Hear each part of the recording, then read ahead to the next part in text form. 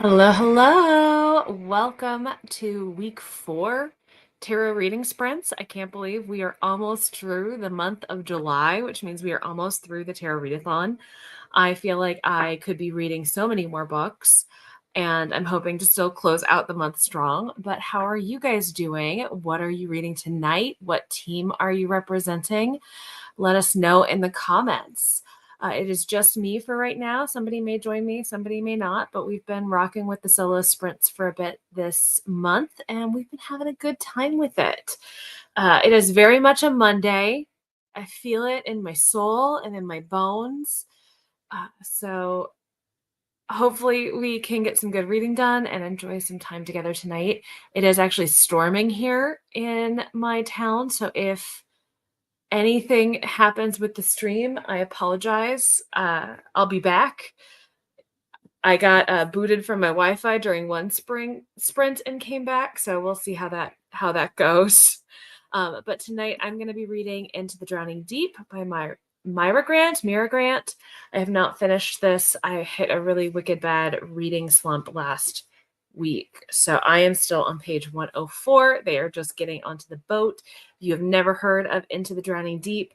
This is a 5-star prediction for me, which is great because that was our significator card this week for Team Pentacles. But this follows like 10 years after, some period of time after, a crew disappears near the Mariana Trench while they were filming a fake documentary about mermaids. Only there was this footage found and released by the US Navy that maybe makes you think that the mermaids were possibly real and possibly really hungry. And now they're sending another crew to try to prove that the mermaids are real, capture safe footage, and save the founder of this entertainment company from being seen as the guy who got a ship lost for a hoax. So it starts out with a bang, and it's got a big cast of characters having a good time with it. I think everybody I have heard who has read this has really enjoyed this, which is why I'm really excited. I was itching to read this, and Deja actually pulled the card for me to be able to read this one for my tarot TBR. So I'm very excited. I have tried really hard not to pull any of my own tarot cards, and so far it has worked. But that also might be why my little mood reader self is stagnating, because I'm not just drawing cards to suit my mood reader desires. I have no Oreos tonight, Sam. No Oreos. So joke's on you.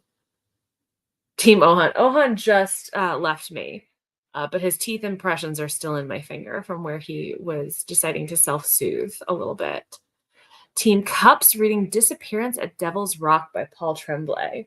Ooh, super fun. I've not read a Tremblay, but I've heard good things. Thank you, Sam. It was really exciting. I've had a lot of growth this month. So all of the new folks, if we have new folks here in the chat, thank you. It's been really exciting, and I appreciate you guys for sticking around, hanging out, and checking out some of my content. Reading Game Changers by Lana Ferguson, a 5-star predictions. The God hath blessed us with this wonderful significator card. Yeah, and we were just 1 point down for the major arcana this week. It knocked us out of the running by 1 singular point. So that significator card, I think, is really going to rocket us back to the top of that particular trophy race. I'm pretty sure. What do you think, Desi? I think we got some folks who are going to knock out some 5-star predictions this week. I haven't checked out the other significator cards, though. So Team Cups, what are you working on? What's your significator this week? Sam is reading the Invincible comics and also Kafka on the Shore and Paper Girls 3. Those are very different. Have you read actual Kafka, Sam? I know you just did your classics video, which I'm a terrible friend and I haven't had a chance to watch yet because I have been disassociating real hard. But just curious. We're going to crush it. Yeah, that's a good significator. Let's see. Any of the other folks loving the cup significator this week, which is Ace of Cups. Read a book that will fill your cup with joy. See, I feel like that's pretty similar to ours, which is the 5-star prediction. So I think they're in a similar vibe.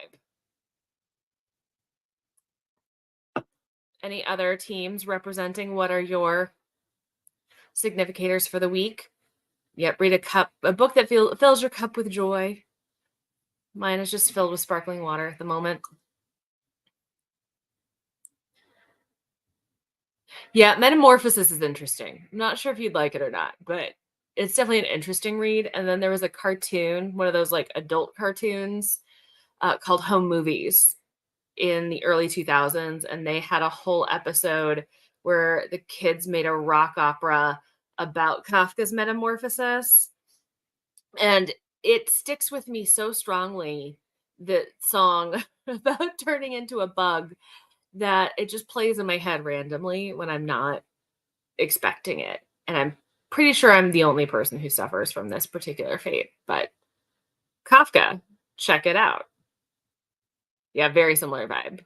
Super, super similar. But that's a good thing, especially in the tail end of the readathon, as you're kind of racing towards the finish line, to have something that's like, read something that's just going to make you happy.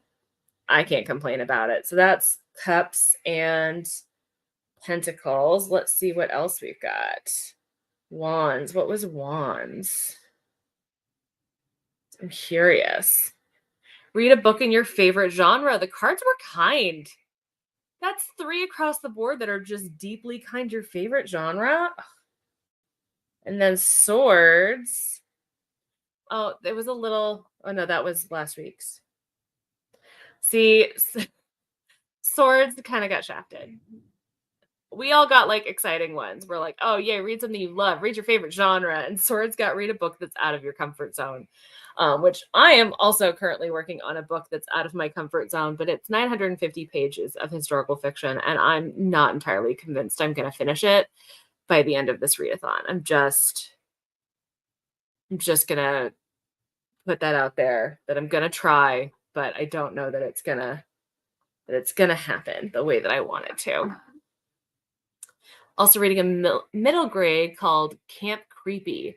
I love middle grade paranormal mysteries. They make me so happy. Oh, that's so fun. Camp Creepy. What would you say the age demographic of that is? I've got some friends with kiddos who I try to gift books to a lot, and that might be a fun one because they've both got fall birthdays, the ones that I'm thinking of. So if it's the right age demographic, that might be a good one to pick up for them. You might like Bite Risk then, Amy. Sam, is this okay? Werewolf. I was like, is this a zombie middle grade, Sam? With your zombie love?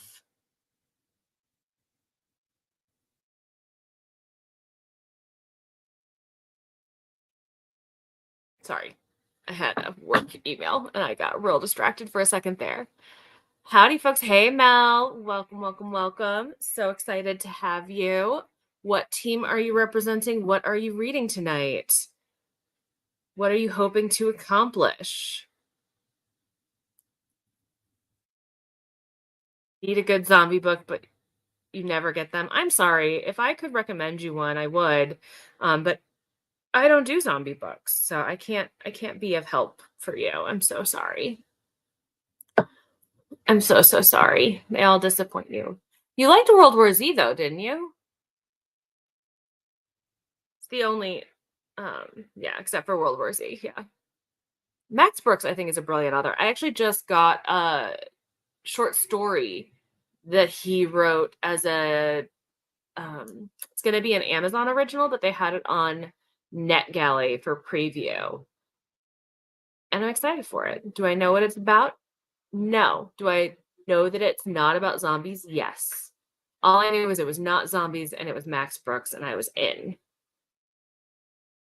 Team Cups, and you're starting Everything I Know About Love by Dolly Alderton. Alterton. There we go. It's an easy collection. Essay collection. I'm assuming essay. Or it could be an easy collection. Could be. But I'm sorry. Does anybody have any zombie recommendations for our friend Sam other than World War Z? He hated Bite or Feed. which was also written by Mira Grant. I know that. Hated Feed. I'm having a good time with this though, but it's not zombies. So maybe that's the missing piece. Yes, essay. Good job, brain, filling in the gaps. Gonna look up bite risk. Amy's gonna check it out. By the way, have you watched Umbrella Academy? If so, get on it so we can chat. I have not. And I think we talked about this because we talked about the Misfits and Nathan from the Misfits, and when we both stopped watching the Misfits.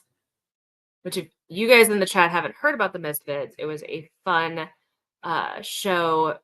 It was on Hulu originally in the US, but it's a British show about a bunch of kids doing community service after getting um, charged with minor, like, juvenile crimes. And a comet flies overhead, and suddenly they all have superpowers. That's pretty much the gist of Misfits. It's really good until it's not good anymore. But one of the main guys in Umbrella Academy is also in the Misfits, and I think they essentially are the same character. I know nothing about zombies. I just know I can't do them, Nicole. That's all I know. The implied incest in Feed was something. Oh, okay. Well, so far none of that and Into the Drowning Deep. So points for the murderous mermaids. The Reapers Are the Angels by Alden Bell is a great zombie book. Have you heard of this one, Sam? Are you immediately adding it to your list? I think you need to do a video, Sam, that is just you watching, or not watching, reading zombie books. I think you just need to stack them up and just go through zombie books. Reading Nina Ansari's book about Iranian women today. So far, so good. Goes through a lot of Western stereotypes. Oh, that sounds fascinating. Nicole, is this for your read around the world? Implied incest in Feed. Okay, good to know. Yeah. You're like, oh, okay. As opposed to the, like, outright incest in Flowers in the Attic. But how strict of of zombie love do you need? Monstrilio is very, very vaguely zombie. Oh no, Mel! I have that book. I didn't know it was at all adjacent to zombies. Oh no. I don't know if I can read it if it's zombie like. Oh dear. I love Into the Drowning Deep. Yes, see, I've yet to hear anybody say they didn't love reading this book if they've read it. So I'm excited. I'm just so you know, Sally, I am at the part where they are boarding the Melusine. I've met the cameraman. I've met the little geeky cosplay girl. We're getting on the boat and about to go off into the drowning deep. Misfits broke my heart. That Simon arc. Oh, Simon, my baby Simon. Oh, that show was so good until it wasn't. Not technically. I've read quite a few books from it. Okay, so you've already tackled that country and you enjoy it. No, it's not zombie like, more about reincarnation and return to life. Okay. As long as they are not hungry and destructive, I'm good. So, one of my favorite books in the world is Frankenstein. Frankenstein's monster does not bother me. He is not hungry. He is not violent. He is intelligent. And he's just trying to figure out why he was put together. Why am I here? What is the meaning of life? What is the meaning of creating life? Help. But when they start getting hungry or murderous, that's when I usually dip out. I can't do hungry reanimated flesh. Strap in. I'm excited. I'm so excited. Um, and so far I like most of these characters a lot. I'm having a good time. And I know the other, oh, the rain started. The other Myra Grant, Parasite, was one that I believe Jayla read during our Galactic-thon readathon back in May. So I feel like Myra has just kind of been around my sphere quite a bit lately. Oh no, Mel. No. Oh no, I maybe won't be able to read this. Yeah, there's hunger and violence. I don't mind violence. It's the like murderous dead flesh that ugh. Maybe Monstrilio is not going to be for me. Maybe this is just a sign that I should give up on that. It's a beautiful book though. Oh no. See, even and just for like reference, I just can't do it's like weird that my brain has sort of latched onto zombie imagery as like a representation of anxiety. So I try really hard not to feed more zombie content into my brain, to the point that Sam, sweet Sam, had to let me know because I wanted to watch the Fallout show when I was gonna have to like not be in the space. She's like, this is the one episode I think you're gonna have a problem with. And it worked. I was like, hey, I'm gonna move on and come back and had a great time and I'm currently obsessed. So like the ghoul didn't bother me, but the hungry ghoul bothered me, if that makes any sense. Honestly, I think my need for zombie books is to fill a hole left in my heart, in my little heart. TWD? The Walking Dead. Oh my gosh, Elizabeth. Isn't that show still on or some version of that show? It's really about grief and motherhood. See, and so is Frankenstein. And I love Frankenstein. Read it for a video. Okay, you just want to watch me get freaked out. But I do. I love books about grief, and uh I love how female authors can really grapple with the concept of motherhood or the idea of motherhood, whether they are living in that space or denied that space. And I think that's really beautifully rich soil for horror and speculative fiction. So that's one of the reasons I was really excited about Monstrilio, but I didn't really think about it in terms of zombie-like behavior. Funny because I would never have thought of Monstrilio as a zombie book, but now that we're talking about it, I guess it tracks. No, somebody tell me it's not. Australia does not look zombie-like, though. He's living. Okay, that's helpful. Living helps. It's never been dead. Spin-offs, yes, but it's not the same. Okay, so it's not the main cast of characters. They've all been chomped or are living happily ever after. And now we're following other people. Can't remember if there's zombie characters in the Greta Von Helsing books. What are these? Is this like some middle grade Van Helsing spinoff or YA? Some vampire hunters. I've been rewatching What We Do in the Shadows, so Van Helsing is very top of mind for me. I have not read The School for Good Mothers. It has been on my list though, so maybe I just need to do a like complicated feelings of motherhood reading vlog. Frankenstein is more about loneliness and the responsibility to me than a reanimated corpse running around causing havoc. Yeah, he's just a lens by which you are looking at so many of these complicated emotions. And it's a lot of it is dealing with Mary Shelley's own loneliness, being a social pariah her whole life, and also her body's inability to create life after she had countless miscarriages and stillbirths with her then husband. Um, it's heartbreaking. It's the most tragic autobiography and the start of the sci-fi genre. All amazing things. It's one of your favorites last year, is Surprise, such a touching book about grief. I cried quite a bit during Monstrilio. Yes, this is why I wanted it. Not the zombies, the crying, the emotion. Everybody cried. Oh, and it pays homage to Frankenstein. This is what I want to hear. Yes. Van Helsing is a doctor for supernatural creatures. It's adult but cozier. Oh, that's sweet. It's definitely better than when Van Helsing was just murderizing the supernatural creatures, as he is wont to do in canon. I'll have to check that out. I like some cozy. Um, but to keep my eyes peeled for any zombie-like creatures that I want to avoid. Okay, we've been chatting away for about 20 minutes, guys, and the storm is a coming here in my town. So what do you say we try for a cheeky little reading sprint? What are we feeling? Are we thinking 45, 50 an hour? What sounds good? Hey, Tammy. Welcome, welcome. What are you reading?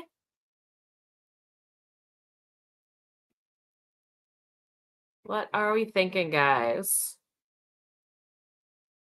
No, we're not doing 45 hours, Sam. That would be a very dull sprint indeed. Sorry, I think there's a raccoon on my porch. And trying to get out from the rain. Nothing, you're stuck. Oh no, Tammy, what do you want to be reading? How can we help? Do you have options? Are you just stuck in a mood reading vortex? Are the cards not in your favor? Hour would be iconic though. That seems like one of those stream things over on Twitch where they just go forever. 50, about to jump into Heartstopper. Oh, Kate, which one? I hope you love it. It's so sweet and so good. Everybody's kind of in that range. Save the Raccoon. Oh, he's just hanging out. Read a zombie book. Damn it. Yeah. I have a family of raccoons and a mama possum and way too many skunks that hang out in my yard. So he's just coming up on the porch to get dry. Oh, I'm sorry, Tammy. Oftentimes, if I end up in a slump, I try to reread something that I loved.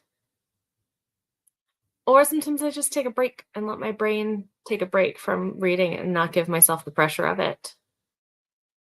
Feed them some Oreos. You know what? I bet they would really like the Oreos, but then I bet they'd try to break into my house.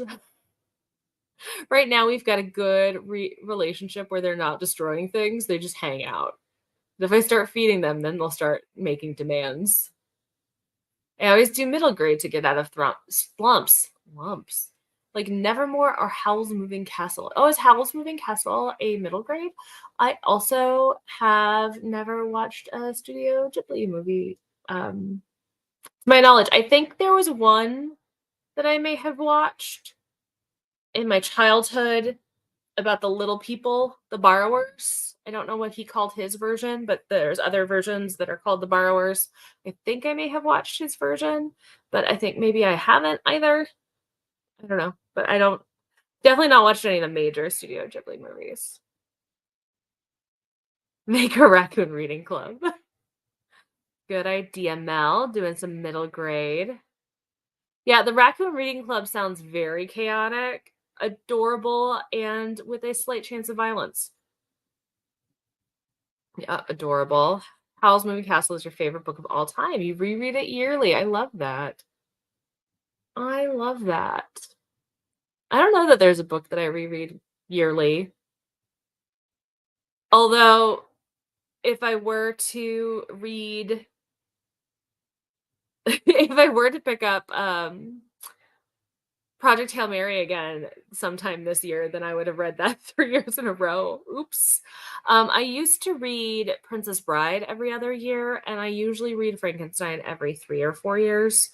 Those are my typical rereads. And then probably every so often, I don't know that I have a good cadence for it, I read Rebecca by Daphne du Maurier. It's the first book I ever remember staying up all night to read. Like I started reading it before bed, and the next thing I knew, my dad was coming in to wake me up for school as I was like closing the book at the end. Oh yeah, you don't have any raccoons. They're strange little goblins. Strange little goblins. You want to try Howl's? Do it. Is it a series? Is Howl's Moving Castle a series? I have no idea. I have zero context for Studio Ghibli. I am a horrible human. But something tells me it isn't. Okay. So I think that we are going to go to the next 20 because I already have that banner, don't I? Yeah. There we go. I'm going to read to the next 20. Hold on. I want to make this scroll. And then we're going to get some video going so we can get some ambiance. We're going to go back to the tarot.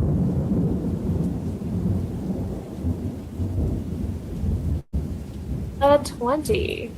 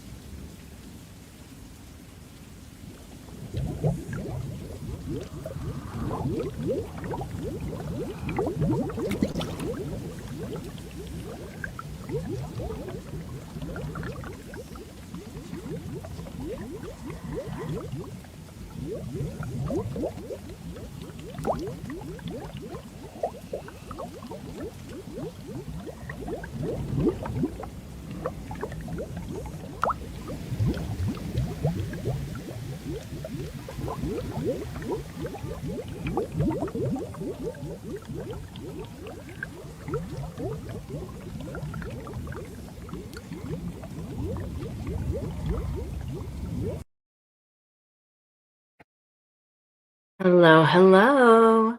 How did that sprint go for everybody? We had some chatting in the chat, obviously, during that sprint, but even still, I was able to read another 50 some odd pages.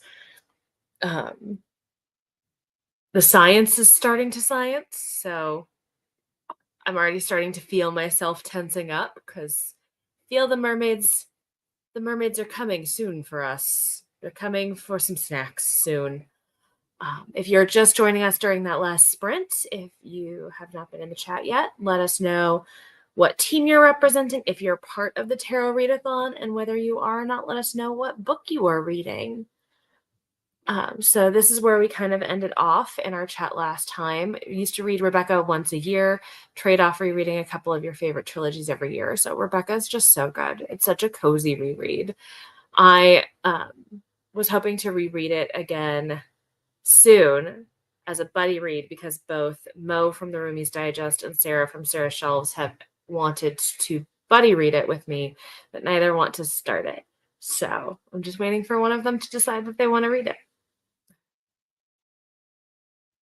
So Howl's Moving Castle has 2 companion novels, which is what Sam was looking for. I'm sure Sam is gone because it's very late in England and he needs his sleep. And no, not the next 20 hours. Hey, Sammy. Thank you. It's very exciting. What are you reading tonight, Sammy? What are you up to? Thank you. That was ambiance that I made specifically for this readathon. I have 2 right now that are both kind of witchy, tarot-y ambiances on my channel. I'll probably do another one before the month is over, but this one was very specifically for the Tarot Readathon. Also, I just realized that my new tarot deck that I got has a mermaid on it, and I'm reading a book about mermaids. I didn't think about that at all, but my friend picked this one out for me. Fun happenstance. I'll take it. Hi, Atia. Welcome, welcome. What are you reading? Hey, Melissa. I'm not sure if you are still here. And then we had some folks asking me to read tarot for them. If Melissa, if you are still here, we did share some videos about the readathon and how all of this works. And if you would love to join us, we would love to have you. There's still time to join a team. I recommend Pentacles. We have a good time here. Let me get through some of these chatty bits. Emily is here reading Night of the Living Res and maybe some Small Gods later. Night of the Living Res sounds interesting. I'm assuming this is Indigenous horror. That could be a very bad assumption, but I like the title a lot. Are you playing in the Tarot Readathon, Emily? If so, what team are you on? More here. Hey, Mel, don't mind if I fall asleep while reading. It was a very long Monday. It's been a very long Monday, but at least I had AC 9 hours without AC. I really hope you have a giant bottle of water with you. I desperately need you to have a giant bottle of water with you right now. Maybe some electrolytes. Do you have some liquid IV? I think you need it. Hey, Julie. Still reading Unseelie. I saw the cover for this the other day. It looks gorgeous. Last week was slow reading week for me, same, but you're less than 100 pages till you're finished, home stretch. But if I do, I'm going to pick up Record of a Spaceborne Few because I'm sure it'll be a 5-star. I love that series so much. I love that series so much. Record of a Spaceborne Few I will say for me, started really slow, but it hit this point where I was just all in emotionally. Like, out of all 4 of the books in the Wayfarer series, that is the one that most emotionally impacted me. I cried my little eyes out, uh, and it was just beautiful and wonderful, and dealing with community and the human spirit and what makes us individuals, but togetherness and the sense of being an outsider within a community where you should feel safe. And oh, it was just, it was so beautifully done. There's so much about grief, and oh, just it was beautifully done. It was so beautifully done. Honestly, it might be my favorite of the series. I know that's a wild claim to make, but it's the one that impacted me emotionally the most. Like, book 1 and book 3 hit my heart in ways that the others didn't, but I loved all of them. I loved all of them completely, and I'm probably gonna reread all of those in, like, a year or 2 because they're amazing. And I'm sure I missed Tammy, I'm so sorry, but I hope you have a good rest, and we will see you next time. Got 40 odd pages read, that's so exciting. Congrats, Nicole, on your Iranian journey. Just joined. Hey, Izzy. Finally got your cute mushroom lamp for your nightstand. Aw, and your first night reading with it. You should put a photo in the Discord, Izzy. I love a mushroom lamp. I love a mushroom lamp in the sense of a mid-century mushroom-shaped lamp, and also modern, more mushroom cottagecore themed mushroom lamps. I think all of them are adorable. Team Wands, reading Check and Mate by Allie Hazelwood.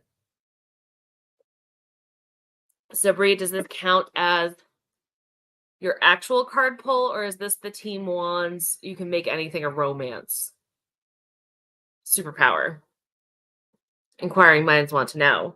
Got a few pages in, but Coral Island dropped their update, so I was downloading that, hoping to get to page 200 from 126 in the next sprint. I think you can do that. We'll do another hour probably.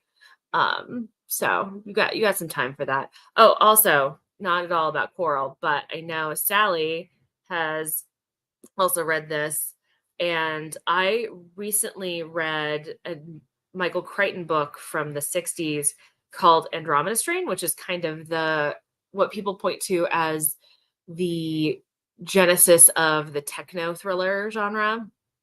And there is a part of this that is giving me such Andromeda Strain vibes in the cadence and the like foreboding of the shutter system tests at the end of every chapter, or every other chapter. And I love it. I love the like little drips of something's gonna go wrong here. Something's gonna go wrong here. I just want to share that. Have a good time. How is Night on the Living Red so far? I have it on my shelf but haven't read it yet. Am I completely wrong? And is it indigenous horror? It feels like it's indigenous horror. Read nothing during those sprints. Oops. Sometimes it happens. It happens to the best of us. Got 60 pages of Disappearance at Devil's Rock. I'm glad you're enjoying this. This is the Paul Tremblay one, right? Am I making that up? See, dinner. You were still productive, Sally. That's still very productive. I'm ready to cry. Also, I eat up Becky Chambers' books so fast. Yeah, she's just that good. That's why. She's perfection. And we need more from her on the regular. Like, I could take a new Becky Chambers book on an annual basis and still want more. But this one was the most deeply human of her stories. And I cannot wait for you to tell me what you think of it. I actually read some of The Liberators by Ej Co. Or E.G. Co.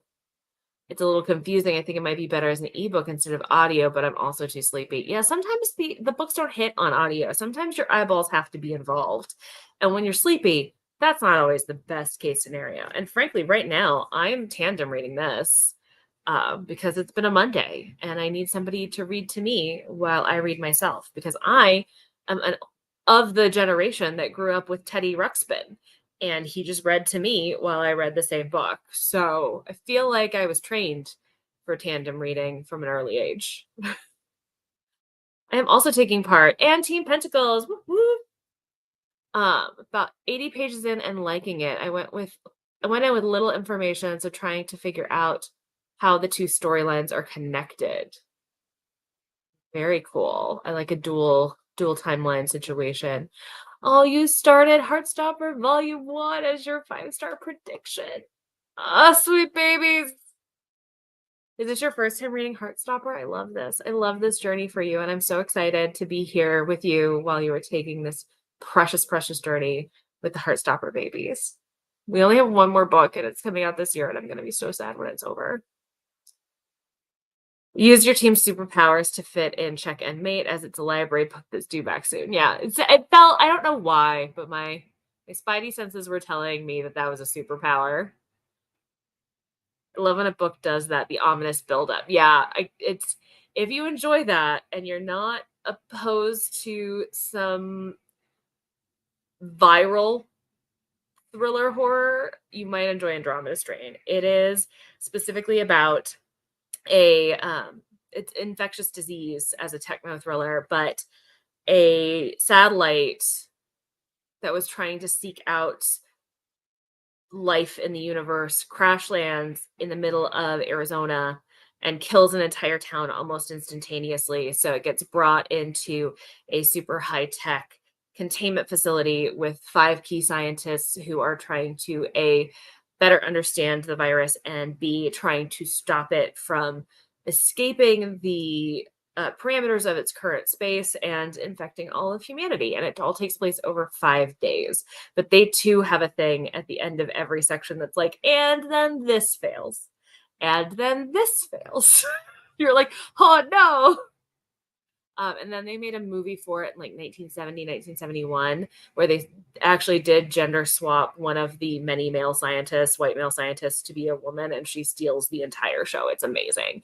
I think the Sci-Fi Channel did a mini series adaptation of it sometime in the last 20 some odd years. I have not watched that one, but I grew up with the original movie, and I have been on a Michael Crichton read and reread journey. So things that I did enjoy as a child or things that I just didn't get to as a child. And I've been having a great time with it. Andromeda Strain was a fun one. Which language? I'm on 400-day streak for Spanish. Look at you, Duolingo babies. It is indigenous short stories. I think some horror, some fantasy, but I haven't read it yet. Oh, very cool. I have been picking up a lot more indigenous fiction or fiction by indigenous authors lately, including some horror. One that I read this year that was a full-length novel as opposed to a short story was Bad Cree by Jessica Johns. No, I read that late last year. I read that in November. Really enjoyed that one though. French on a 235-day streak. Look at you guys go. Hello, Liz. Welcome. What are you reading, friend? What card are you reading it for? Just contemporary, literary, not far enough to know where the title fits it. Okay. Very interesting. Si si puede. You can do it. I think Andromeda Strain to your TBR.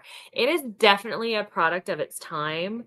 But if you enjoyed Jurassic Park, this is really a really interesting look at his early writing career and again the birth of a techno thriller. So it has some really interesting elements. And frankly, now that we've all lived through a viral pandemic, there's a lot of the science in there that's still really true and accurate and terrifying.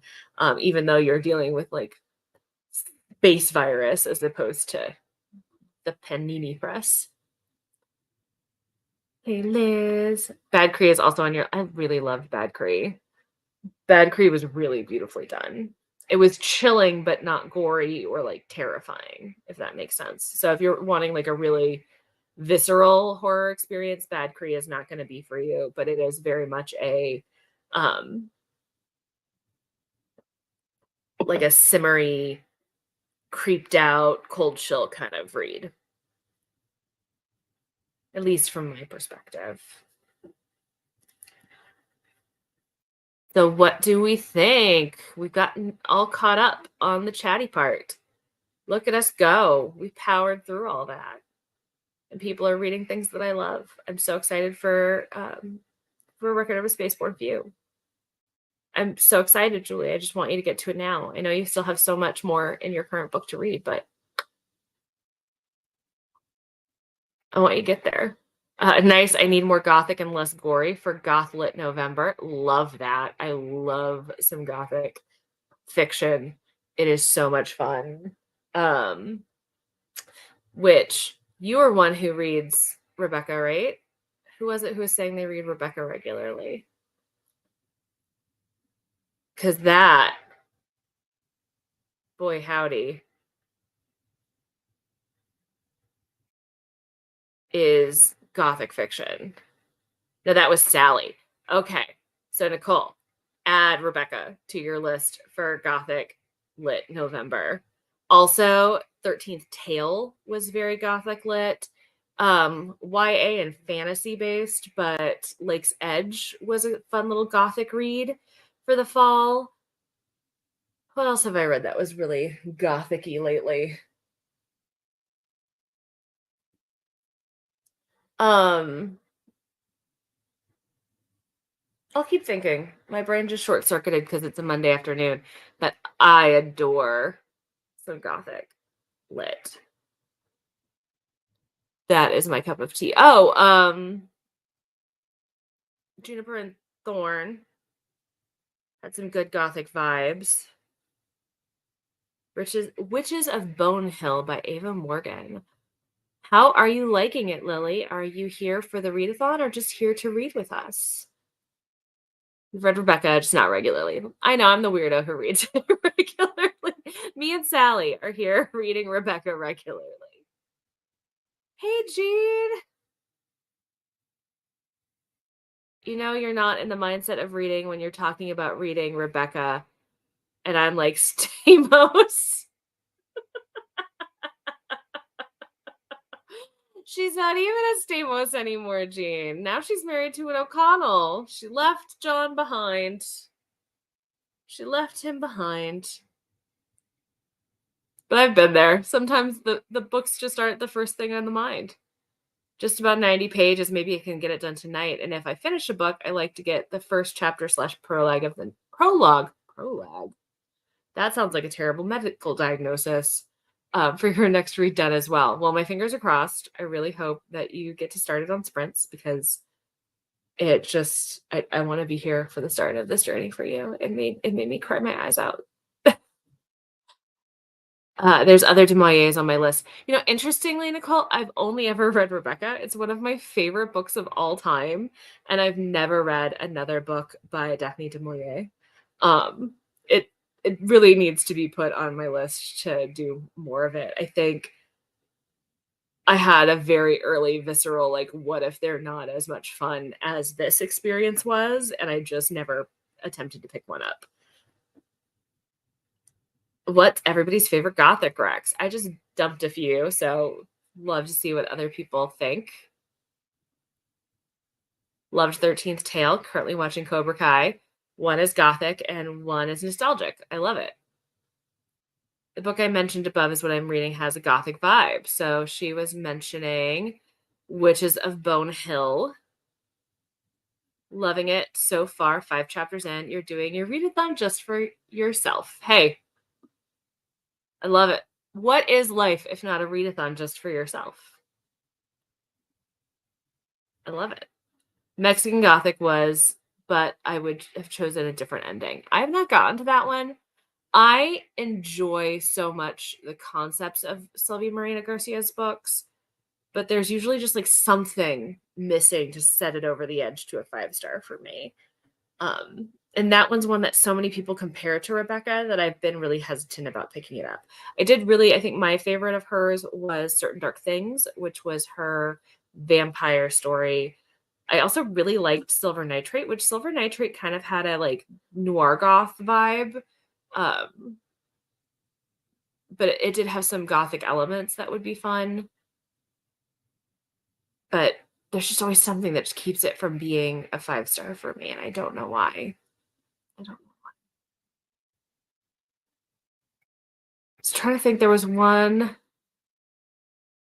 recently that I was like, "Oh, yeah, it's got the big house, it's got all of those gothic vibes," and it's just not in my head right now. I'll think of it probably at 3 in the morning while I'm sleeping and wake up in a cold sweat and not be able to tell you. These are gothic-ish on my TBR wish list: Monkey Beach, Fur Queen. Interesting, I haven't read either of these, but if they're gothic vibes, I'm probably gonna enjoy them, and I will probably be adding them to my list. Human Sacrifices: Stories by Maria Fernanda Ampuero from Ecuador. The Dangers of Smoking in Bed. I've heard this one's really good. By Mariana Enriquez from Argentina. And Fresh Dirt from the Grave by Giovanni Rivero from Bolivia. Nicole's in here dropping her reading around the world knowledge for the people. Finally picked up a couple other de Moyes at a used bookstore a couple months ago. But have you read any of them, Sally? And do you have any opinion about where I should start? Lots of Rex. Lots of Gothic Rex. You've also only read Rebecca. At least I'm not alone. I have friends who have tried to like suggest others for me, but I read it. I want to say I read this in ninth grade the first time and very quickly was like, I don't know. I don't know that anything could be this good. I don't want to risk it. So silly. Liked Mexican Gothic, love Sula, beloved Wuthering Heights. See, we've had this conversation about Wuthering Heights. I'm not a fan of Wuthering Heights. But I get why people like it. It's just not for me. But Jane Eyre, super Gothic. Love Jane Eyre. For another classic. Honestly, it got a little weirder towards the end, but The House with Good Bones by T. Kingfisher had some Gothic vibes to it. Well, I think I'm a little behind on the live, but I did nothing here. Where I live, around 5 to 8 p.m., my room gets really hot. I have a fan, but it still gets quiet. So around that, my head is mush and I can't read. Yeah, I feel that. And sometimes the live gets away from you and you're like, where are we? Where am I? Am I behind? I'm reacting to things that the chat isn't reacting to. Yeah, I feel you on that. But I hope it's cooling off for you, Sammy. Try the Birds. It's a short story by de Moyer. So good. Okay. Put it on there. I love Rebecca so much.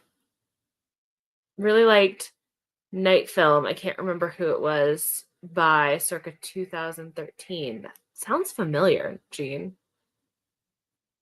I do have we always lived in the castle in a yeah, that's my real word cousin, but he's cool way.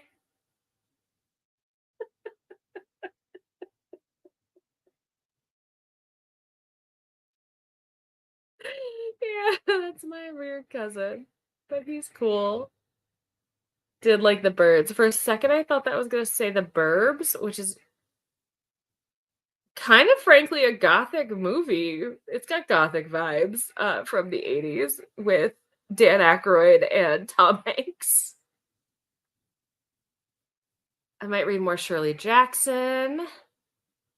Also only read Rebecca. We're all fallen down on the de Moyer hype train. Read in the ninth grade, loved it, deciding nothing could top it. Yeah. Sometimes that required reading just hits. Or that was like chosen reading, but it was from a recommended list. And I was like, this is incredible. My English teacher's not a complete idiot. This was a great suggestion. Yes, that one scene with the antique store thing was so spooky. Which book are we talking about here? Oh, I read the last Tale of the Flower Bride recently and loved it. Very goth, dark fairy tale type of book. Love a dark fairy tale, which is why I like Juniper and Thorn so much. Oh, and love the Graveyard Book and Coraline too. Both gothic vibes. Jane Eyre is also a favorite. Yep. I haven't read the Graveyard Book in so long. T. Kingfisher is also a good place to look for dark fairy tale vibes. Yep. Should try T. Kingfisher. I actually only read House with Good Bones. And that was an arc that I got randomly, but it definitely had some fun gothic vibes and like friendly neighborhood vultures. I liked the friendly neighborhood vultures. Night Film by Marisha Pessel. It's very popular at the time, seems to have disappeared. I read it when it was in hardcover. Oh, that's the one with the museum scene. Okay. I've heard the name Night Film. I've seen it around. I just have not picked this one up myself. Okay, guys, what do we think? We want to do another hour? How's that feel? Read to the next 45? Yes, no, maybe. I don't know. Can we repeat the question? Anybody know what that's from? Am I too old? Think. Down Among the Sticks and Bones is kind of gothic, which is why you liked it. Everybody's saying Hour's fine with Nicole and Sally and Amy. Okay, so we're gonna do to the 45. And we're gonna switch it up. We're gonna do the other ambiance this time that I did.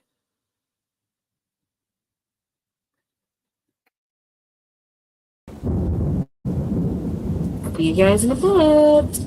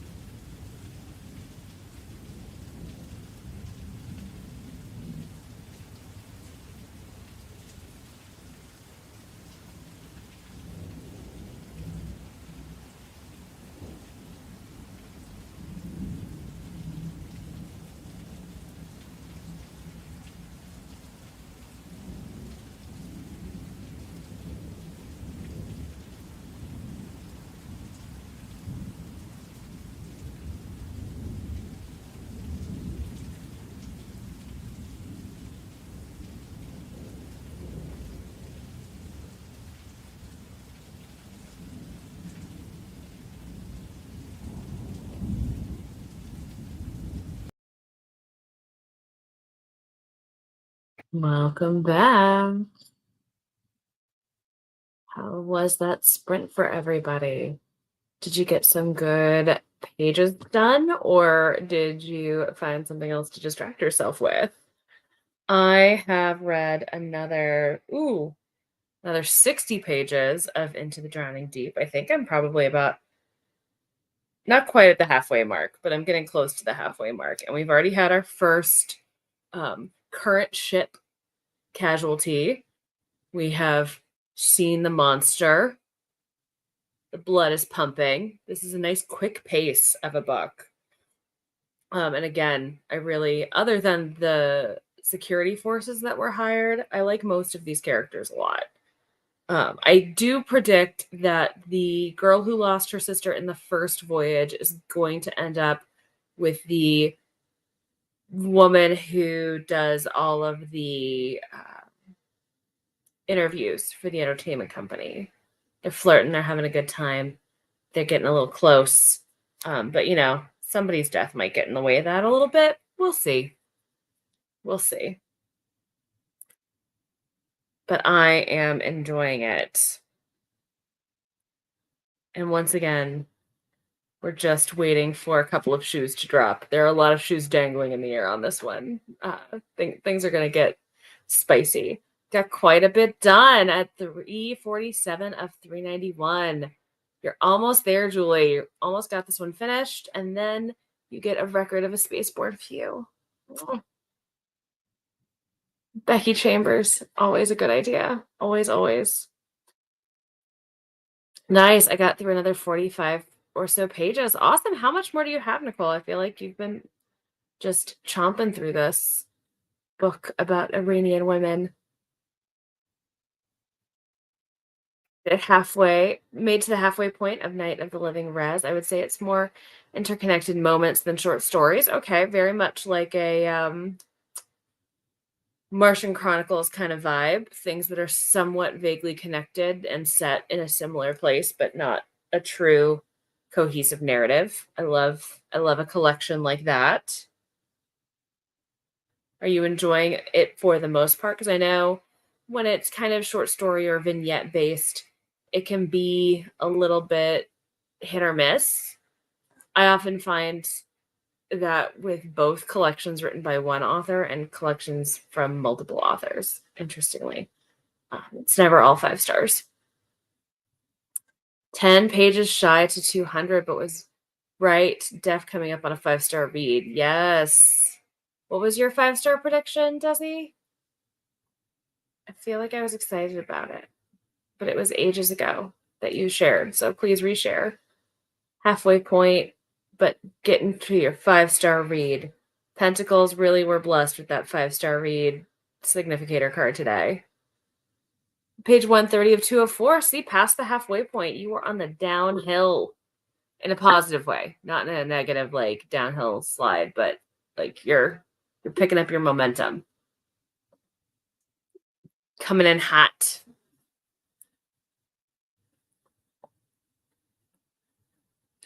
The Game Changer by Lana Ferguson. Lana Ferguson is the one who wrote Fake Mate, right?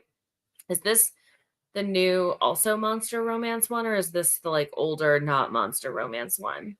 Because I was curious about her newer monster romance, but I didn't think it had come out yet. And I can't remember the name of it. I feel like it had something to do with like a cryptozoological creature of some sort. Like a kraken or a sea monster or like Nessie. I don't know why. Yeah, I think it had something to do with Nessie. Like a lake monster. I'm going crazy. I appreciate this 5-star prediction prompt after last week's card. You didn't like your favorite season card? That's one of the cards that I had just have drawn. It's just part of my tarot. Guess what? I did not finish it last week when I could have gotten double points for it. I'm sorry, team. I'm terrible. I'm a bad person. But I just wasn't feeling it at the time. And I wasn't feeling anything apparently because I started Into the Drowning Deep and then didn't pick anything else up. Fake Mate and the Nanny. It's not a monster romance, but Hockey Brothers best friend romance. Okay. She's coming out with Under the Lock and Key. I don't know anything about it yet. I think this is the one that's like a Loch Ness Monster thing. I swear I'm not crazy. Actually, I am kind of crazy, but somebody's doing a like Loch Ness Monster romance, and I was kind of excited about it. Yeah, under lock and key, a woman discovers that not all monsters are her enemy. The opposite, in fact, in this new paranormal romance by Lana Ferguson, author of The Fake Mate. Kiana Key McKay is used to secrets raised by a single father who never divulged his past. It's only after his death that she finds herself thrust into the world he'd always refused to speak of. With a childhood bedtime story about a monster that saved her father's life and the name of her estranged grandmother to go off of, Key has no idea what she'll find in Scotland, but repeating her father's mistakes and being rescued by a gorgeous, angry Scotsman who thinks she's an idiot is definitely the last thing she expects. Lachlan Greer has his own secret to keep, especially from the bonny lass he pulls to safety from the slippery shore. And he's looking for answers as well. Yeah, I think he's a sea monster, and the cover's giving or lake monster. He's giving lake monster vibes, like lake monster shifters. Making sure that's on my want to read so I don't keep forgetting about its existence. But I was vibing with it when I saw the announcement at first. Don't have many books on my TBR that have anything to do with fall. I mean, you could theoretically lie about your favorite season. I too was struggling because I have a lot of things that are very clearly summer or winter, but I prefer fall or spring. So I went with The Only Good Indians, but I quite frankly haven't picked it up. But I'll get to it. I read 21% of How to Lose a Guy Before Christmas. I am also participating in a Jolly July Readathon. That's the first time I've heard of this one. There are so many readathons happening in July, but I love the like Christmas and July vibe. We also had Summerween, so we're just celebrating all the holidays this week. So you'll be reading fun Christmas books to help cope with the heat wave. I get it. I highly recommend Kiss Her Once for Me if you haven't read it. It's my favorite holiday romance. I also super enjoyed the matzo ball. Yeah, I feel like Tim Pentacles really struggled with the significator last week, but this one's easy AF, yeah. But even though we struggled last week, we were still just 1 point behind. Like, we were really still doing our best. I didn't do a significator card last week, so it's probably my fault. Sorry, guys. What about a sea monster? The new Lana Ferguson is about a lake monster. It's like a Loch Ness monster shifter romance under lock and key. I like that I started talking about monster romances and Catherine immediately appeared. Like you were summoned from the drowning deep. I wouldn't put it past her. I'm excited. Yeah. I think it's a lake monster shifter romance. At least that's what I'm going to go with in my head and my heart until the book proves otherwise. I did. Out of thin air, I can summon Catherine simply by talking about a monster romance. Don't love heat waves tomorrow. We get added in wildfire smoke. Oh, I'm sorry, Nicole. We just have hot. We never get wildfires.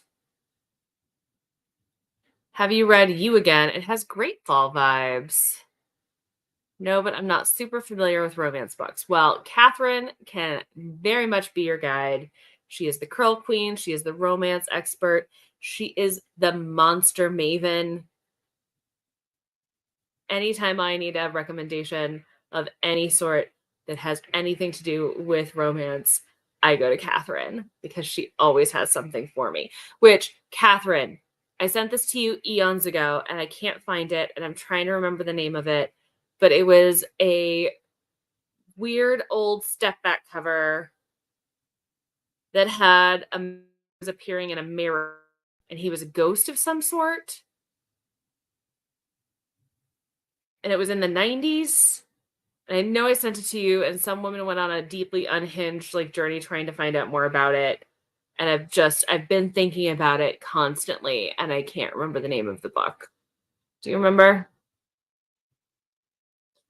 Forget saying my name 3 times, just mention a monster shifter. Yep, yep.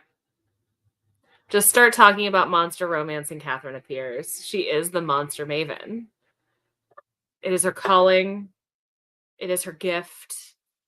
Not just to her natural gift, but her gift to the world. And we are here and we appreciate her. Okay. I'm not crazy. You remember this book. Yeah. Yeah. It had like a holographic cover where the guy would appear in the mirror. I can't get it out of my head. I need to know what it is.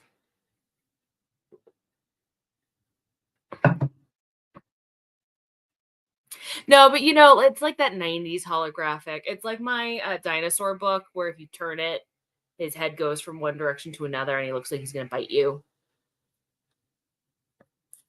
It's my Raptor Red cover. Catherine's on the hunt. Okay, how is everybody else's book going? Heat waves aside. Really liking it. It definitely feels more like a narrative than a collection of short stories, a commentary on everyday horrors experienced by Indigenous peoples living in a colonized world. Okay, that totally makes sense with the title. I dig that. Let's see. Night of the Living. It would help if I could type. But I just lost all my nails. And I'm readjusting. Oh, this author's also in Never Whistle at Night, which has been on my list since it came out. You've got me convinced, Emily. I'm adding it to my list.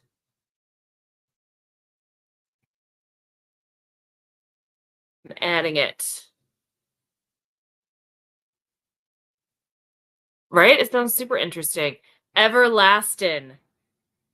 Thank you, Catherine. I see if you need to find anything, even weird, obscure romance novels from 30 years ago, Catherine can make it happen.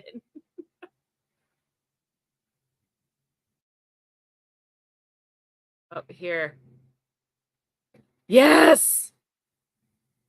It's a series? Oh my gosh.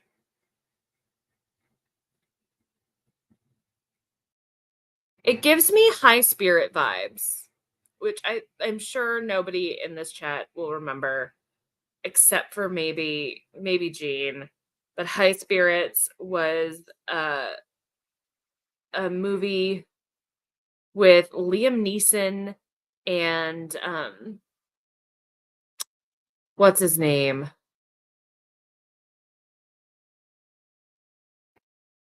It's like the most general Steve Guttenberg. Uh, and it was like a romance horror comedy about ghosts from the 80s. And like they're in this Scottish castle where ghosts keep reliving the last night of their lives. Liam Neeson is one of the ghosts, but it turns out that like the ghost fall in love with the human people and it's a whole thing. I watched it a lot as a kid, and obviously you can tell it's been a very long time since I've watched it because I don't remember all of the details, but I just remember loving it and thinking it was so funny. Yeah, Daryl Hannah was in it. Jennifer Tilly was in it. Steve Guttenberg. Liz Smith. Peter O'Toole was in it. High Spirits. I'm going to have to rewatch that. It's made in 1988, but for some reason that book cover just makes me think of High Spirits. A hotelier attempts to fill a chronic vacancies at his castle by launching an advertising campaign that falsely portrays the property as haunted. Only 2 actual ghosts show up and end up falling for 2 of the guests. It was so like quintessentially weird 80s comedy gold. Hey, Catherine, you always got me. You're the best.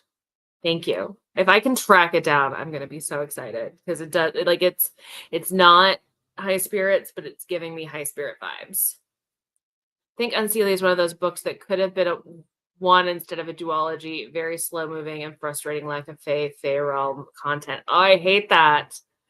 When it's supposed to, it just feels like it's supposed to be much faster. Honestly, I've just heard the opposite of a book that I'd been so excited about because it was a duology. And I was talking to the sci-fi bookseller at my local, and he's like, "Yeah, you haven't gotten to that one yet. I'm not sure if you're gonna like it, but like please read it because I need your opinion." But she intended for it to be a trilogy and ended up cutting it down to a duology, and it suffers because of it. So it can go both ways. And I've heard the same thing about the Black Sun trilogy, that the second book feels like it should have just been split between the two others and turned into a duology. So it always just becomes kind of frustrating. It's not bad, but I'm excited to finish and get to Record of a Spaceport View. I am probably more excited for you to get to Record of a Spaceport View, Julie. I'm so excited. I'm on the train, so I'm about to disappear for 10 minutes. Be right back. I really appreciate the dedication to being here while you're on the subway.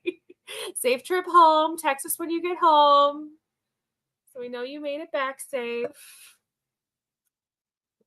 But yeah, if you enjoyed movies like Clue, if you've even seen a movie like Clue, you might enjoy High Spirits. That's my recommendation. Yes. Is It the City We Became by N.K. Jemisin? Yes, I was so excited for the world we make. I've had it sitting on my TBR shelf physically since it came out. I think I even have a signed copy. And was deeply disappointed when Paul was like, "Ooh, yeah, I still want you to read it. I still want to talk to you about it, but this should have been a trilogy." That's kind of heartbreaking. Yes, you were talking about it, and JLo was talking about it another day. But yeah, Julie, you were definitely the one who brought it up. Sorry, it's been a weird month filled with all kinds of weird work things and health things, and I'm starting to get my days confused. But yeah, yeah, you're. I feel like you're not the only person who has shared this with me about Black Sun, but you are definitely the most recent. And I think the general sense of the second book of the Children in Blood and Bone series before the third book came out. I haven't heard anybody talk about the third book um yet, but I feel like the general consensus was like didn't feel like it needed to be its own book. I was waiting for the entire series to be out for that one before I started reading it, only because we just kept getting no date or pushed back dates on the third book, and I wasn't convinced it was going to come out.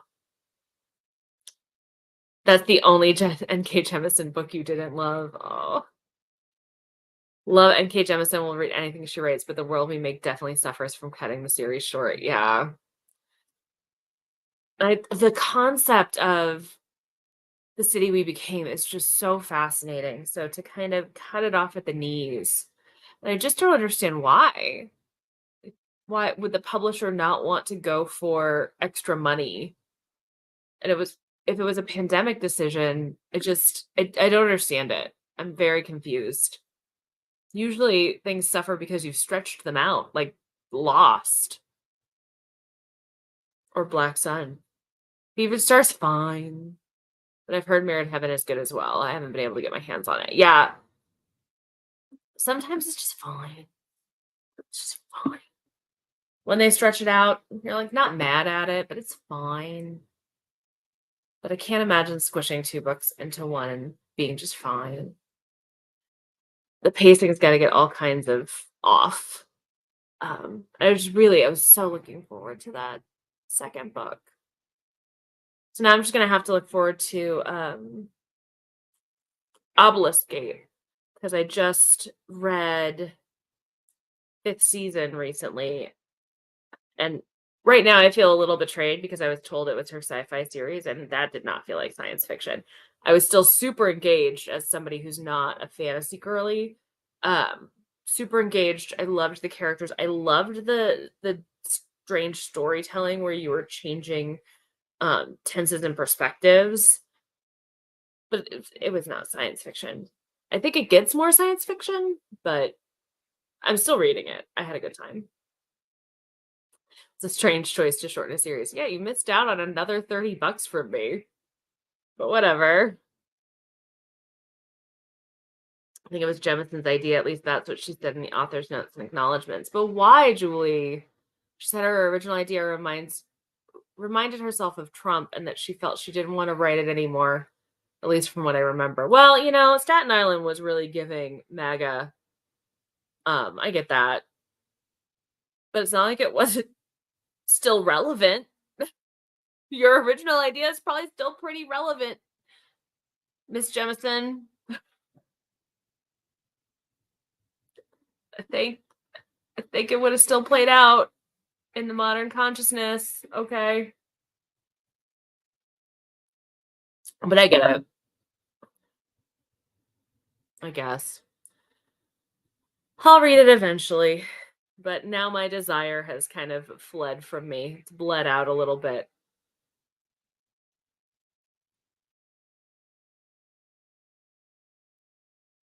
Yeah, what are we thinking? Another sprint? I've at least got one more in me. If we do 45 is maybe 2. Probably just one more hour. But I could probably do 2 more 45s. What do we think?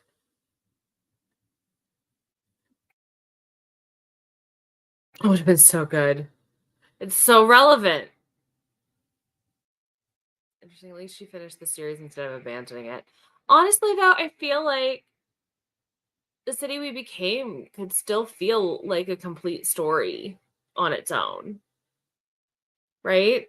I don't know. Call me crazy. It felt kind of all wrapped up and complete in its own way. And yes, there was that sort of dangler of what was coming and that there's some bigger force. But if I just stopped reading it right now, I would be fine. I mean, I have technically stopped reading it right now, and I'm perfectly fine. Do another sprint or two. Good with 45. Okay, so 45 is going to put us... We're going to do it to the 15. Because I'm too lazy to make new things. And that's just going to have to be okay. Good with 245s. Awesome. Well, we're going to have 45 and some change in the Roomies Digest vibe. Hello, Matt. You have come just in time for the next reading sprint. So we're going to be reading for the next 45 minutes and then doing some chatty bits. But let us know what you're reading tonight if you are here to join us for reading and if you're participating in the Tarot Readathon or if you're just here because the algorithm sent you our way. Inquiring minds would like to know. But I am ready to rock and roll. Which ambiance would you guys prefer? I can do either the garden shed or the tarot cards with the cat. Power is yours. Oh, yep, I did. Thank you for keeping me honest. It's Monday and I can't math anymore. So we really want it to get to the zeros more, and that is 45 and some change. Oh my gosh. I'm here, I swear. I'm so sorry, guys. The last one was nice. We like the potting shed. You can hear the wood creak a little bit and somebody playing in the dirt and scribbling notes and the rain. I called this one an herbology ambiance. And I think I'm going to do one more for the month. It's kind of in this tarot witchy vibe. Because I've really had a good time at making the ambiance videos. It is a Monday, and I'm feeling every ounce of the Monday. My boss, who is a dear friend, has also been out of the country for 2.5 weeks. And she just came back today, so it's great. I've missed her so much. And I feel like so much tension has just bled out of me today, just knowing that she is physically back in this country, back at work. So I feel like I've melted a little bit just from relief. Okay. We're rocking and rolling. It's really going to be 50 minutes. bonus 5. We will have a good time, and I will see you guys at the hour, top of the hour.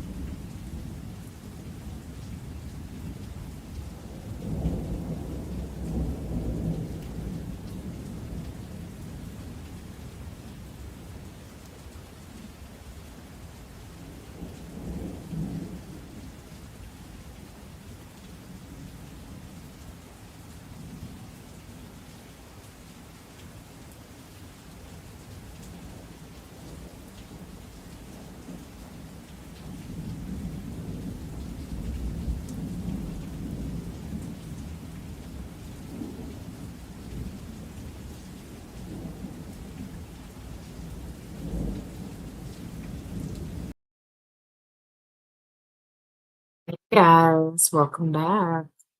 I almost didn't make it back. I'm in the middle of an exciting chapter. Things are definitely going on. I made another 50 pages. Um, and things are happening. If Sally is still here, I'm not okay with the dolphins. It's just been an adventure. Also, one thing that's deeply amusing me about this is that it keeps giving us an update at the start of every chapter of Western Pacific Ocean above the Mariana Trench, September 2nd, 2022. Like, this has all just been happening on September 2nd, 2022, at least for the last 100 pages. And like, I feel like you could have just given me the update once, and then the next time we get an update, I'll be like, oh, we've hit a new day. But this has all been one day. It's been one very exciting day. And I feel like, yeah, for 140 pages, I just keep getting reminded that it's the same day. And I don't know why I find that so silly. We've like even moved to different parts of the book because it's broken down into parts, in the same way that the ocean is split into layers, into zones. So we've even been into different zones, but on the same day.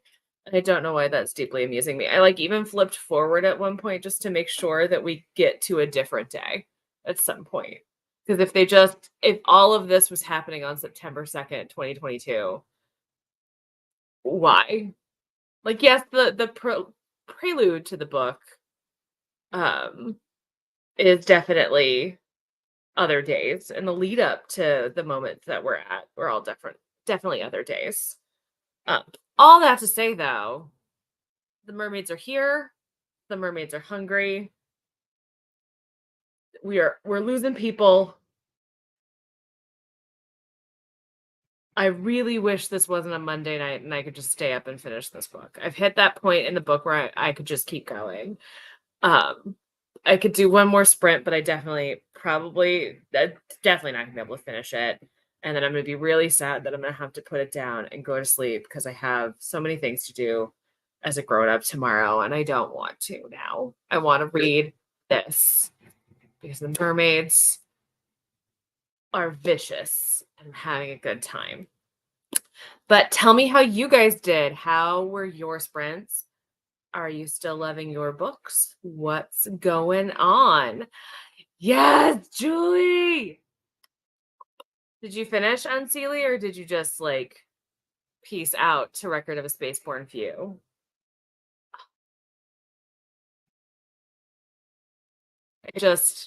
I'm here with you for this journey. It's going to be such an interesting one. I love this book so much. Found out I was right about something in Minds. A fun time was had by all. I love it when your predictions become truth. It's always an exciting time. Um, are you finished with your book or are you still reading more past your prediction? Just curious. The mermaids are hungry, Catherine. And not in a fun, sexy way. This is definitely in a hungry hunter kind of way. Also, the people on this boat, the scientists on this boat, keep referring to themselves as delicious, which is funny to me. Um, and to be fair, when we have the like brief perspective from a mermaid, they also are like, wait, we remember these things. They're delicious. We would like more of them. So everybody agrees that people are apparently delicious. The long pig is tasty. Uh, I don't know why I find that really funny. I did like the perspective of being in a mermaid's head, but I also really deeply love being in non-human brains. It's why I loved Children of Time so much, is because being in a sentient spider's brain was so fascinating. So I would like more of mermaid brain, but I think mermaid brain would probably kind of get old fast because they're just like food. Feed me, Seymour. Does it have to be human? Does it have to be mine? Um, which again, that song was also oddly sexual. So For Catherine's point, I'm not convincing you that it's not sexy. They have no nipples and they're gray and bioluminescent. And so far we've seen no appendages from any slits, if that's helpful. Finished Unseelie, only got to the prologue of record, but not much of an opinion yet. But besides the fact that I'm happy to be reading Becky Chambers again. Yeah, it's always a good day to be reading Becky Chambers. It always makes life just a little bit better. I no longer have any new Becky Chambers to read, and I'm really sad about it. I would like more Becky Chambers books. Stat. Like, as much as I love the Monk and the Robot series, like, I want another, like, novel to sink my teeth into from Becky. I'm not convincing you it's not sexy. I mean, I'm pretty sure we're about to get a little like we have a little sapphic love interest. We're gonna have to wait for the mermaids to stop attacking before they're gonna do anything about it if they both survive. Um, but it's there. It's very clearly there. Still reading. I'll stop after the last sprint and play Coral Island. I never got into that one, which is a shame because I feel like it'd be up my alley because I love a cozy farming sim. I love me a Stardew. I love me an Animal Crossing. I feel like Coral Island would be my jam, but I just haven't gotten there. Writers can pull non-human POVs are so impressive. Oh, sorry, guys. Yeah, and sometimes they don't work. And I think that's part of it is I think if we had too much of the mermaid POV, besides just them being hungry all the time, I don't know if it would hold up as well. But Children of Time, if you like a non-human POV, Children of Time did a really good job with it. But you have to be okay with spiders. I have a strange affinity, it seems, for space spiders. I keep finding them and I keep loving them. I could have lived in Portia's head all the livelong day. I, quite frankly, liked the spider perspectives more than the human perspectives in Children of Time. I need to finish that series, actually. I picked up the first one for Reindeer Readathon last year and loved every second of it. And now the whole trilogy's out, so I need to get at it. I need to finish it. I need to get back into my spider perspective. And if you do decide to ever read it, know that if you ever see the like really adorable little jumping spiders that people keep as pets, where they like wave their little hands at you and they're hanging on your hand, that's actually the type of spider, or at least that like substrate, like subgroup of spiders that the spiders in um the Children of Time series is based off of. And that made it even better for me because they're adorable. But yeah, I'm apparently here for some space spiders. Somehow I got 5 minutes behind, but back now. Welcome back. It's so easy to accidentally time travel in a live show. So it happens to us all. Read about 35 more pages. I swear I have one more sprint in me, guys. I'm not sure I need space spiders in my life. I would never have predicted that I needed space spiders in my life, truly. But every time they suddenly appear, or I know that they're going to appear, I have a good time with it. That said, not spiders. I still have not finished Christine's pick for classic literature, even though it is space spiders. I'll get there eventually. I'm determined. But so far, this is the only space spider book that I haven't just devoured in its entirety. But it's surprising the amount of space spiders there are. I still need to watch that Adam Sandler movie that he did for Netflix that also had a space spider. Because apparently that's just my jam now. A couple years ago it was fungal fiction, now it's space spiders. So I am who I am, you know? I'm here. Just living my life, being surprised at how emotional I can get about spiders in space. Like there was one of the spiders in Children of Time that brought me to tears.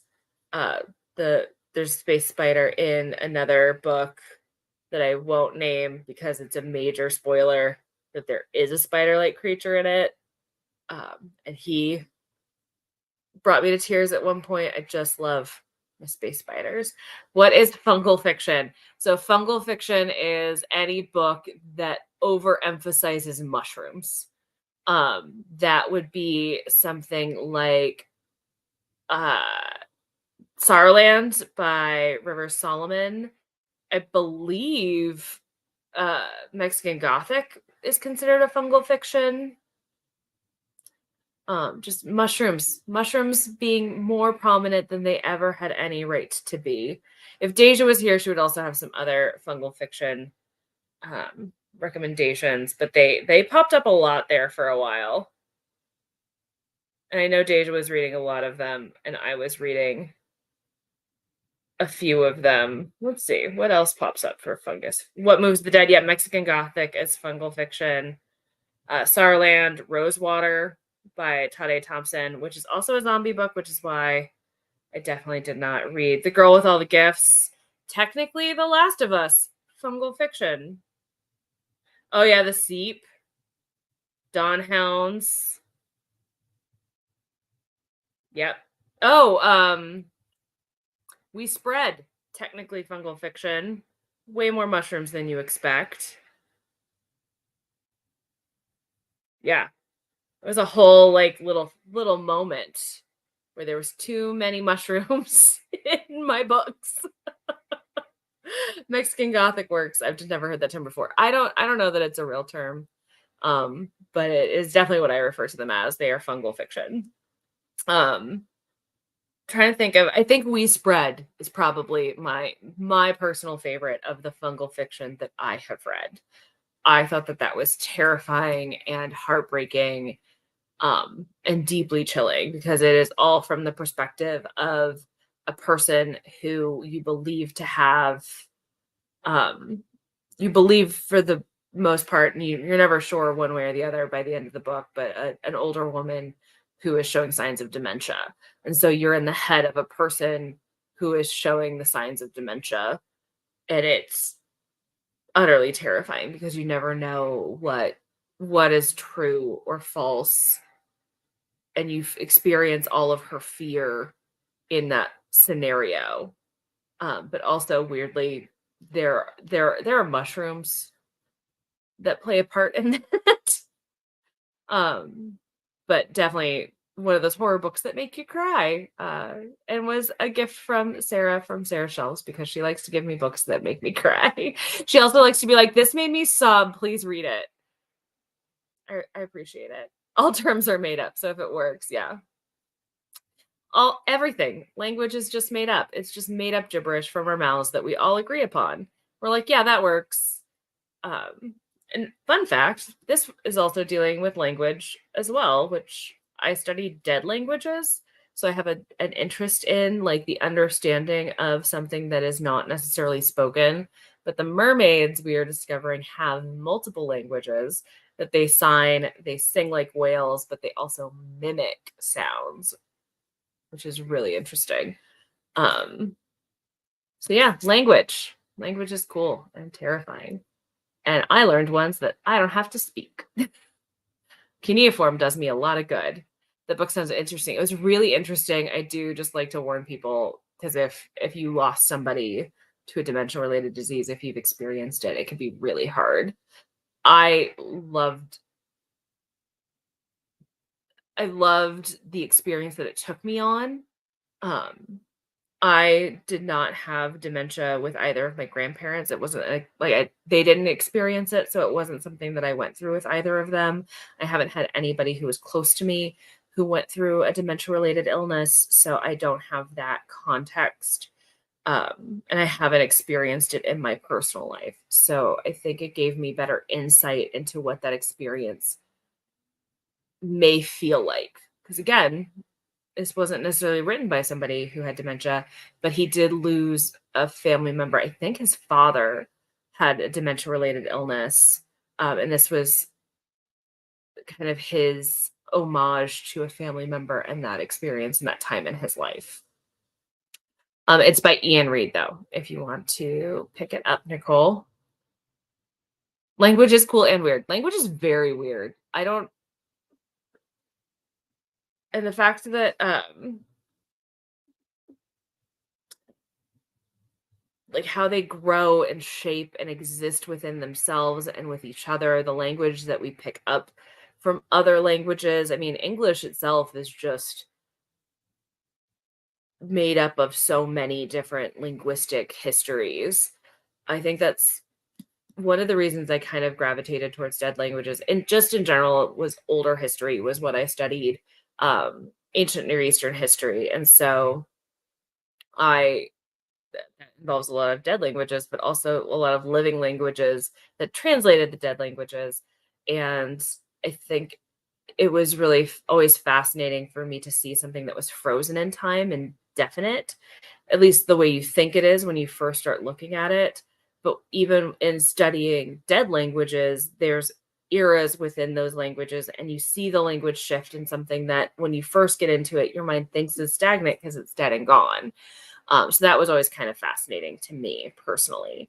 Um, and the fact that like I learned my Greek was BC 80 changeover Greek, which is essentially like learning Middle English, like learning Chaucer. So I can't read classical Greek.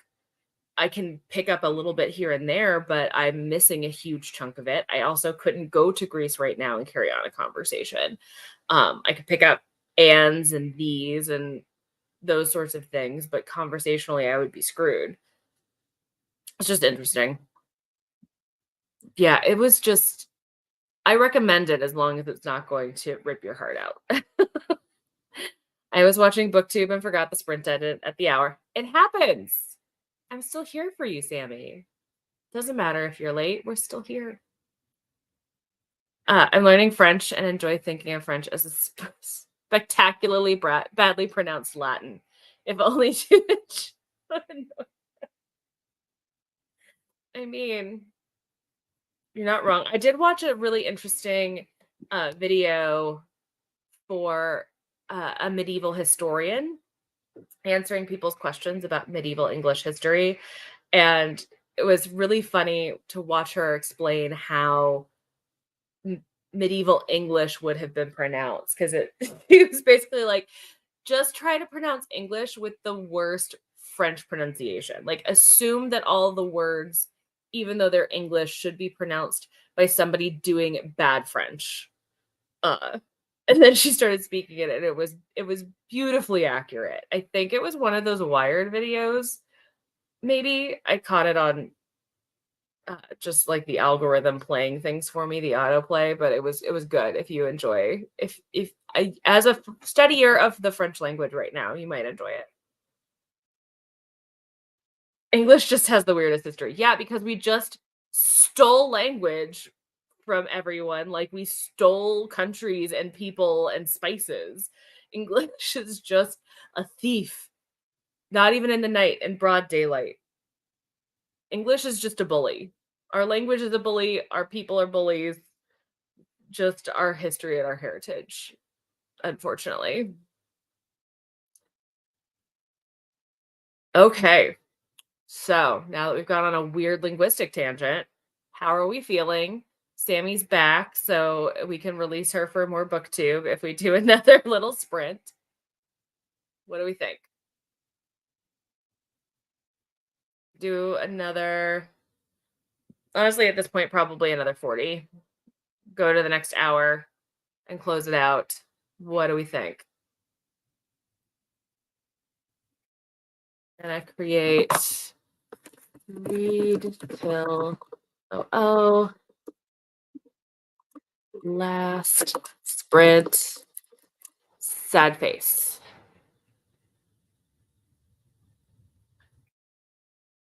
Yeah. Do another, we might switch to the audiobook to get ready for bed. What's your audio? Oh, I should show you guys. What's your audiobook, Nicole? Maybe to the hour again? Yeah, that's what I'm thinking.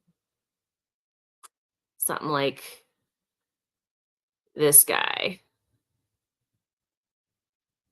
The hour sounds good. Gotta rewind our little ambiance a little bit because we're getting to the end of it. Okay, I will see you guys in 40.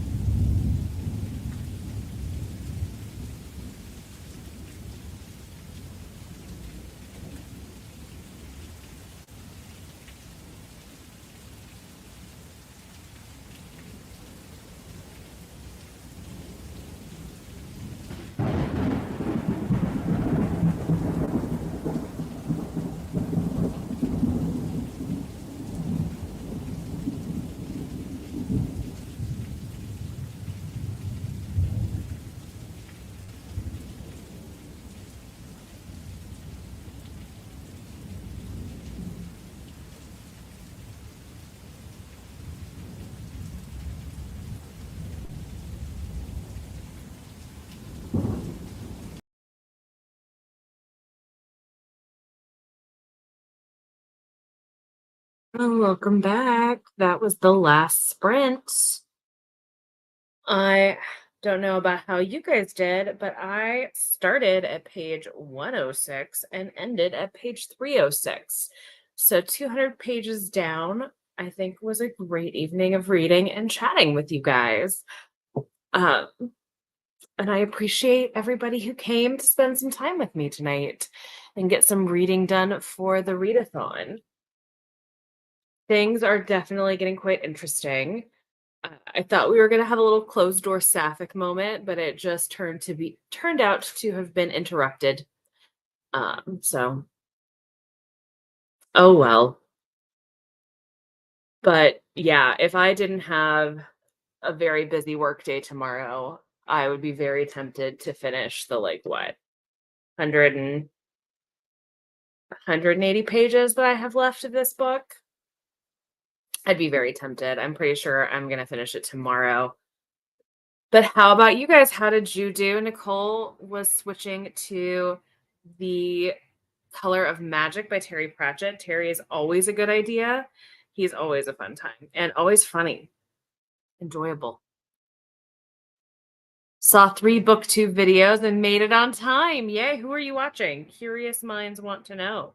I'm always looking for new booktuber content.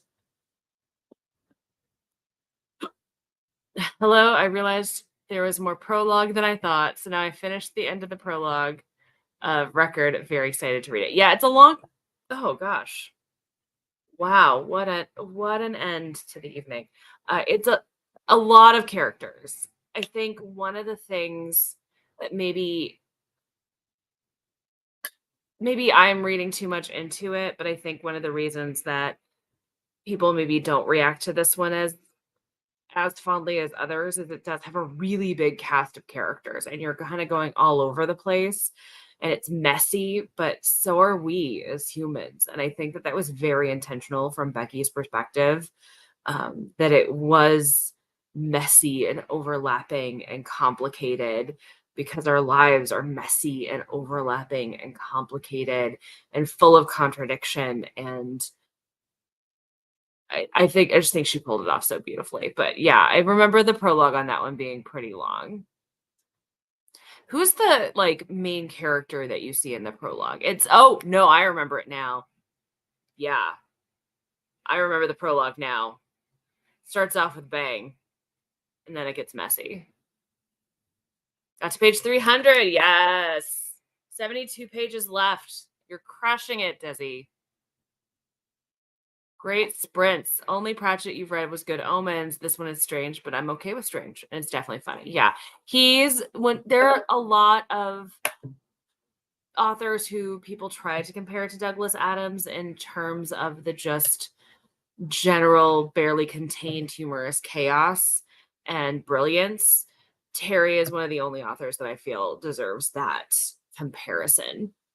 He's the only one that gives me the same vibes. There's an American author that people kept trying to like compare to Douglas Adams for me. His name is Dean Allen Foster. I enjoyed the book that I read from him, but it didn't have the same like strange, hopeful levity that Douglas tends to have or that Terry will have. It was quite um, cynical in its humor, which I still enjoyed, but it just didn't have the same energy. Rachel Saris. I don't know that I've seen any of her stuff. I'll have to check her out. If you're marathoning, it's got to be good. Really excited about a big cast. I love books like that. This also has a monstrously large cast. There are so many people in this book. But yeah, Record of a Spaceborne View has a really big, messy, wonderful cast. It's going to take you a little while to get to them, but my favorite character was actually the mortician.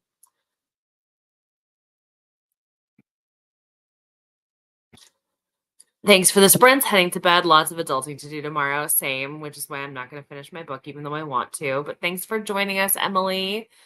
I get the humor and chaos similarities between him and Adams. just off the wall weirdness. Yeah, but like intentional weirdness, like it feels like you're flying by the seat of your pants, but they know exactly where they want to get you. And you feel like you've landed safely by the time you get to the end. That's how I always feel with both of their writings. But I hope you enjoy it, Nicole, and thank you everybody for joining. This has been such a pleasure. I can't wait to see you guys again. This is my last scheduled sprint for the readathon. I'll probably do some more sprints in August. I've really been enjoying hanging out with you guys. Next sprints, though, are tomorrow on Stephanie's channel from Stephanie Bookish. Those are going to be at 7 p.m. EST. Then we'll be on Lexi's channel on Wednesday at noon EST. Noelle's channel at 9 EST. She's starting late, those Cali girls. Then Saturday will be on Mo's channel at noon EST, and then Sunday, as per usual, is Deja at noon. So that's the week of sprints. I hope you guys can make it for some more. Might see you again there. Hey, you know what? Reading sprints don't have to be for reading. You're still consuming reading content, and you were still productive, and that's what matters. And actually, no, you don't even have to be productive. You can just sit here and chill and watch whatever YouTube you want in between. You're still here with us, and that's what matters. And I appreciate you, Sammy. Yay for sprints. Sleep well. Yes, you guys too. I've never done any reading sprints before this readathon, but they're fun. You should definitely do some next month. I will definitely try. August should be a pretty calm month for me, fingers crossed. So I'll probably throw a few up on some random weeknights. So with that in mind, if you're not already, feel free to subscribe and you'll get to see whenever I schedule new reading sprints. But until I see you guys again, have a good night. We click the 3 buttons to say goodbye.